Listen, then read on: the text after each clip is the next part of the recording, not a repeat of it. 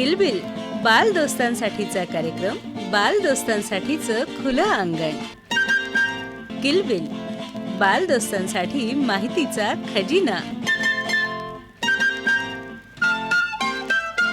नमस्कार बालमित्रांनो, कसे आहात? मजेत ना? आज पुन्हा एकदा निवांत वेळ मिळण्याचा दिवस. पण मला एका गोष्टीचा खूप आनंद होतो की तुम्ही आपला हा किलबिल कार्यक्रम खूप आवर्जून ऐकता आणि आपल्या कळावे लोभसावा या कार्यक्रमात तुम्ही त्याचा अभिप्राय देखील दिलेला आहे. बालमित्रांनो, हा किलबिल कार्यक्रम काही असाच तयार होत नाही. यामागे तुमच्या चिमुकल्यांचे स्वप्न आणि तुमच्या कल्पनाशक्तीचे रंग लाभतात. तुमच्या निरागस हास्याला सुरांची साथ मिळते आणि बालमनातील उत्साह शब्द, गाणे, नृत्य आणि अभिनयातून फुलून येते. आणि तेव्हा कुठे तयार होतो हा कार्यक्रम, ज्याचं नाव आहे किलबिल. बालमित्रांनो, अशाच या बालविश्वात मी सीमा तऱ्हाळकर आपलं मनपूर्वक स्वागत करते. आकाशवाणी अकोलाच्या किलबिल या कार्यक्रमात आज आपण ऐकणार आहोत पोद्दार इंटरनॅशनल स्कूल अकोला येथील विद्यार्थ्यांनी सादर केलेला हा बहारदार कार्यक्रम. या कार्यक्रमासाठी निर्मिती सहाय्य आहे सीमा तऱ्हाळकर यांचं. तर या कार्यक्रमाचे सादरकर्ते आहेत सूरज गोळे. चला तर मग बालविश्वाच्या या रंगीबिरंगी सफरीला सुरुवात करूया आणि मनमुराद आनंद लुटूया.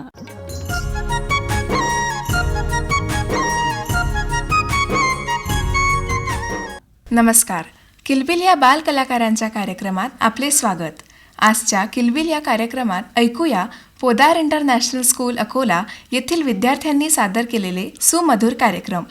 कार्यक्रमाची संकल्पना आहे सौ नीता नायर मॅडम यांची.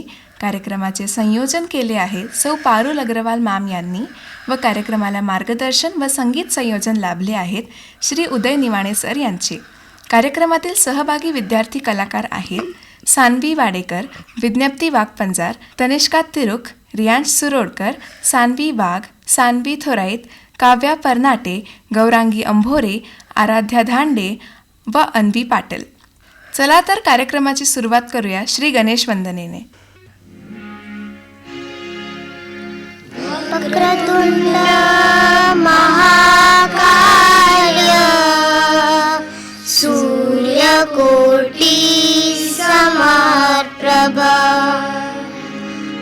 निर्विघ्नं कुरु मे देव सर्वकार्येषु सर्वदा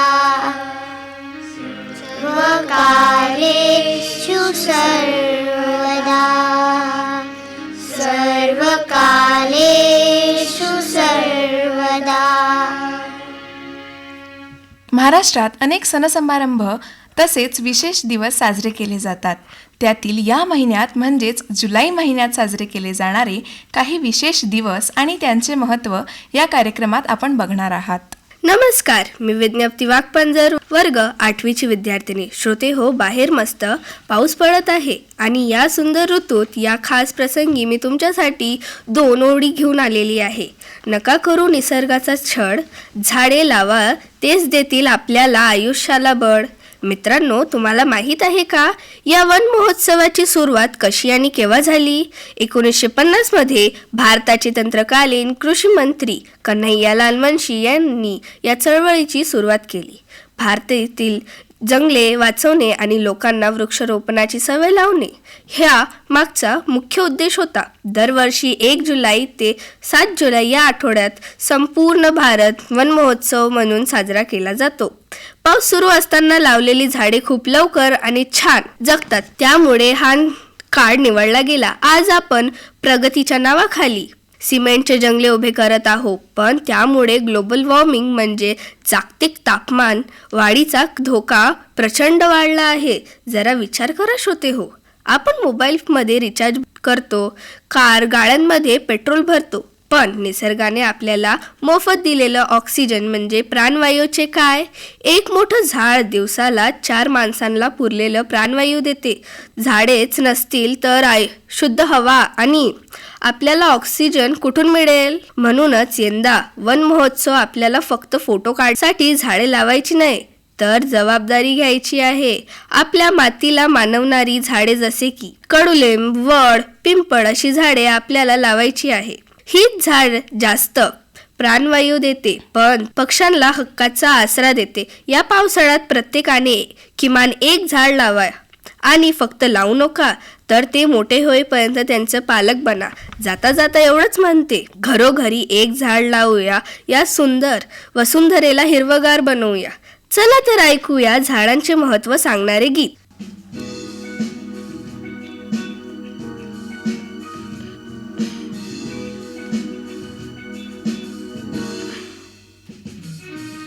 फूलों ने जाके बूंदों से पूछा, बूंदों ने जाके मिट्टी से पूछा, हम कहाँ रहेंगे, हम कैसे जी लेंगे, हम कहाँ रहेंगे, हम कैसे खिलेंगे, हम कैसे जिएंगे. फूलों ने जाके बूंदों से पूछा, बूंदों ने जाके मिट्टी से पूछा, हम कहाँ रहेंगे, हम कैसे खिलेंगे, हम कहाँ रहेंगे, हम कैसे खिलेंगे, हम कैसे जिएंगे.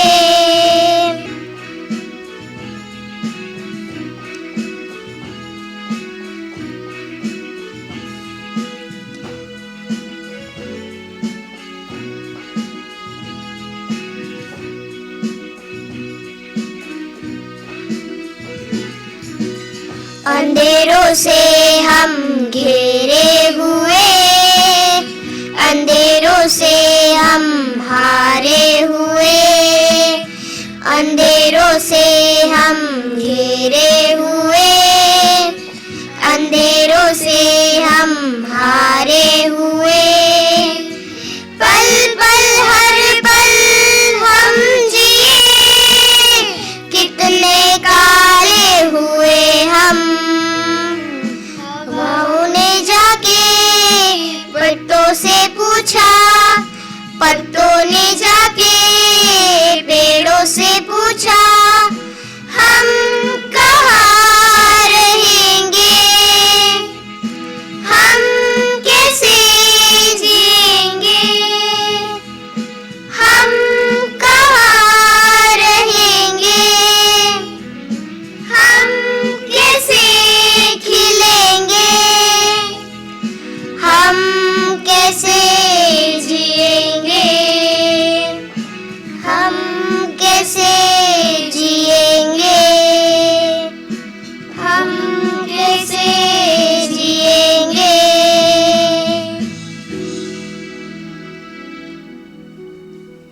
कारगिल विजय दिवस. रक्ताने लिहिलेला इतिहास कधीच पुसला जात नाही, कारण त्या प्रत्येक थेंबात एका सैनिकाचे स्वप्न आणि संपूर्ण राष्ट्राचा अभिमान दडलेला असतो. मी सान्वी वाडेकर, वर्ग 8वीची विद्यार्थिनी आहे. आज मी ज्या दिवसाविषयी बोलणार आहे तो केवळ दिनदर्शिकेतील एक दिवस नाही, तो भारताच्या शौर्याचा सुवर्णाक्षराने लिहिलेला एक अध्याय आहे. 26 जुलै, कारगिल विजय दिवस. हा दिवस म्हणजे विजयाचा उत्सव असला तरी त्याच्या पायाशी हजारो अश्रू, असंख्य त्याग आणि अमर बलिदान दडलेले आहेत. 1999 साली कारगिलच्या बर्फाच्छादित पर्वतावर शत्रूने कपटाने अतिक्रमण केले.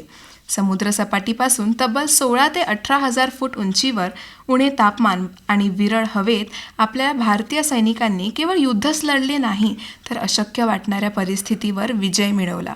ऑपरेशन विजय हे नाव जितके साधे तितकेच त्यामागची जिद्द असाधारण होती.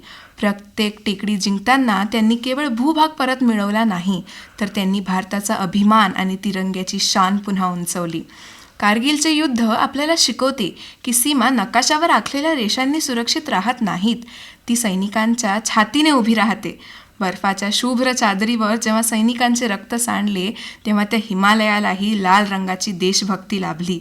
आपण शांतपणे झोपतो कारण कोणीतरी सीमेवर जागं असतं, पण स्वप्न पाहतो कारण कोणीतरी त्यांच्या स्वप्न राष्ट्रासाठी अर्पण केलेले असतात. आजच्या पिढीने देशभक्ती ही केवळ घोषणा किंवा सोशल मीडियावरतील संदेश एवढ्यापुरती समजू नये. खरी देशभक्ती म्हणजे प्रामाणिकपणे आपले कर्तव्य पार पाडणे, संविधानाचा आदर करणे, आपल्या कार्यातून भारताला अधिक सक्षम बनवणे असे आहे. सैनिक सीमांचे रक्षण करतात, पण देशाचे भविष्य घडवण्याची जबाबदारी आपली आहे. शेवटी मी एवढंच म्हणेल, तिरंगा हा केवळ एक कापडाचा तुकडा नाही, तो आपल्या सैनिकांच्या त्यागाने विणलेला राष्ट्राचा स्वाभिमान आहे. कारगिलच्या शिखरावर उमटलेला विजयाचा जयघोष आजही प्रत्येक भारतीयाच्या मनात घुमत आहे. तर अमरवीरांना श्रद्धांजली फक्त शब्दांनी नव्हे, तर आपल्या कर्तृत्वाने खरी आदरांजली वाहूया. जय हिंद, जय भारत. चला तर ऐकूया एक मधुर गीत.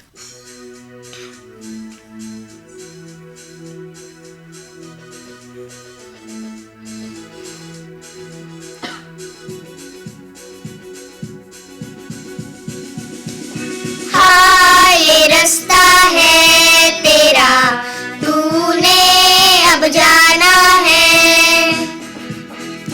हाँ ये सपना है तेरा, तूने पहचाना है. तुझे अब ये दिखाना है.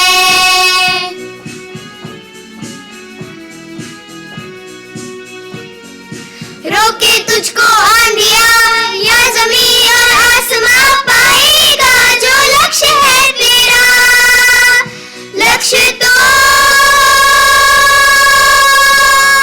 हर हाल में पाना है.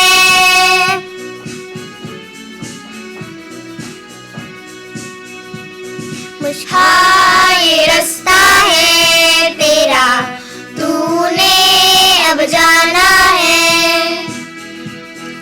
हाँ ये सपना है तेरा, तूने पहचाना है.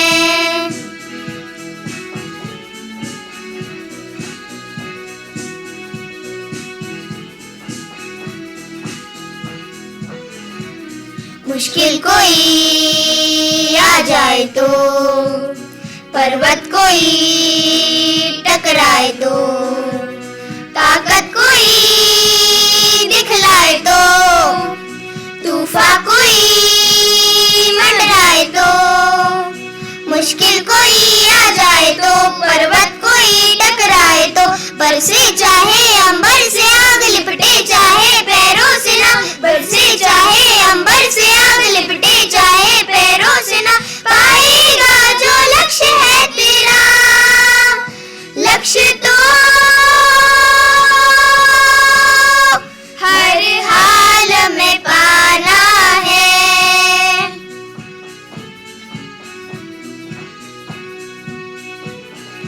हाँ ये रास्ता है तेरा, तूने अब जाना है. हाँ ये सपना है तेरा, तूने पहचाना है.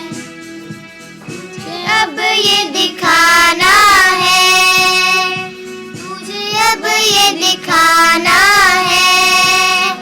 तुझे अब ये दिखाना है. सुप्रभात सर्वांना.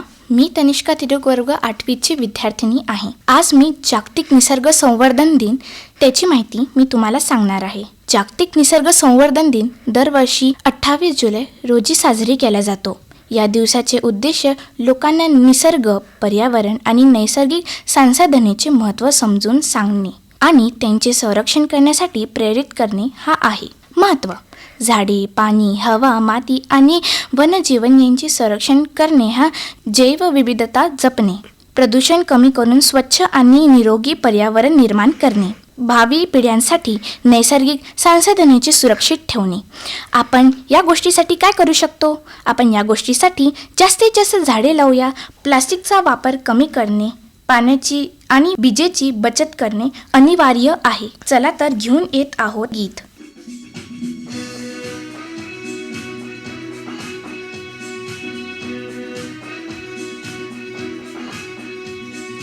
आओ मिलके ये संकल्प उठाए, आओ मिलके ये संकल्प उठाए, नष्ट होने से पर्यावरण बचाए, नष्ट होने से पर्यावरण बचाए. आओ मिलके ये संकल्प उठाए, आओ मिलके ये संकल्प उठाए, खुद भी जागे और लोगों को भी जगाए, खुद भी जागे और लोगों को भी जगाए. आओ मिलके ये संकल्प उठाए, आओ मिलके ये संकल्प उठाए.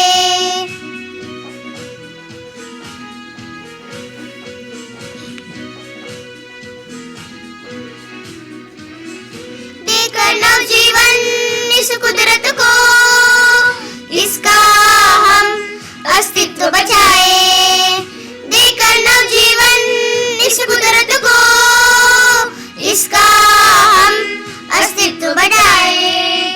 जल ही जीवन है धरती पर, इसकी हर एक बूंद बचाए, जल ही जीवन है धरती पर, इसकी हर एक बूंद बचाए. आओ मिलके ये संकल्प उठाए, आओ मिलके ये संकल्प उठाए.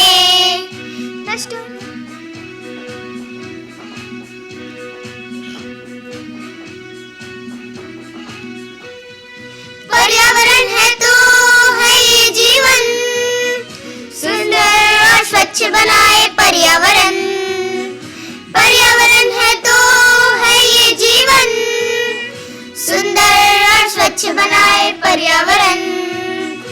इसके लिए हम बच्चे पेड़ लगाए, इसके लिए हम बच्चे पेड़ लगाए, पेड़ लगाए, पेड़ उगाए, पेड़ लगाए, पेड़ लगाए, पेड़ उगाए, पेड़ लगाए. आओ मिलके ये संकल्प उठाए, आओ मिलके ये संकल्प उठाए.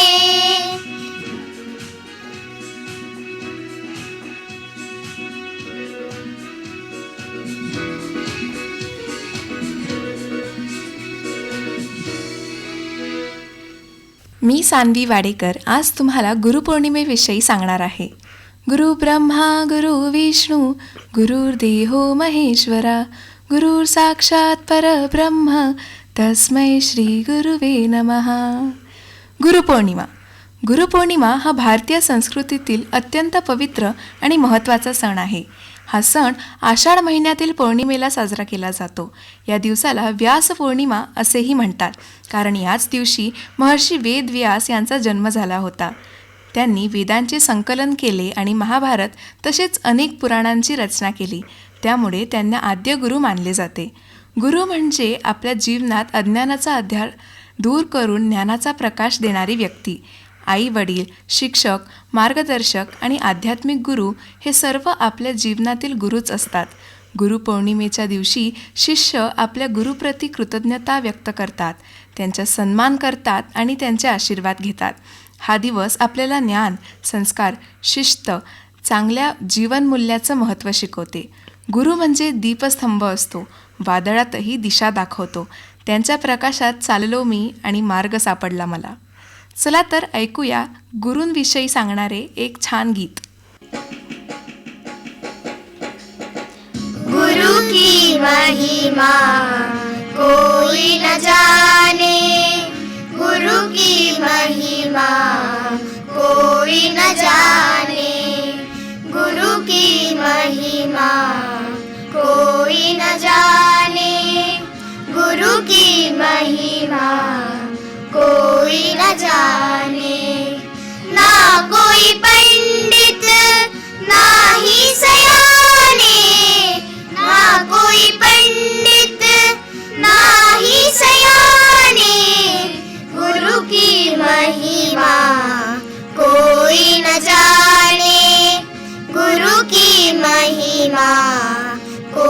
कोई न जाने।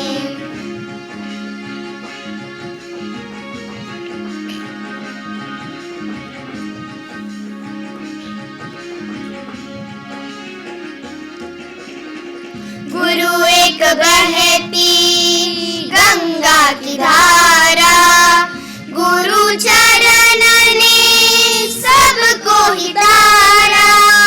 गुरु एक बहती गंगा की धारा, गुरु चरण ने सबको ही तारा। कृपा को उसकी हर कोई माने, कृपा को उसकी हर कोई माने।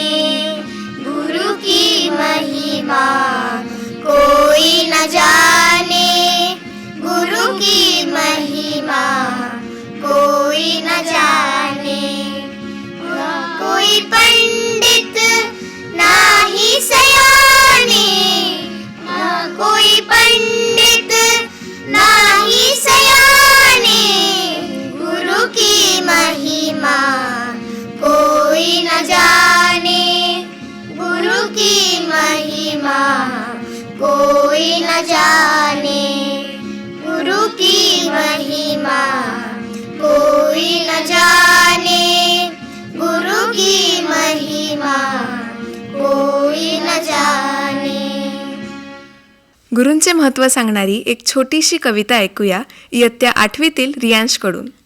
गुरु म्हणजे ज्ञानाचा अखंड झरा, अज्ञानाच्या अंधारातील तेजस्वी तारा. गुरु म्हणजे संयम, संस्कार आणि विश्वास यांच्या यशाच्या वाट्यावर देणारा नवा श्वास.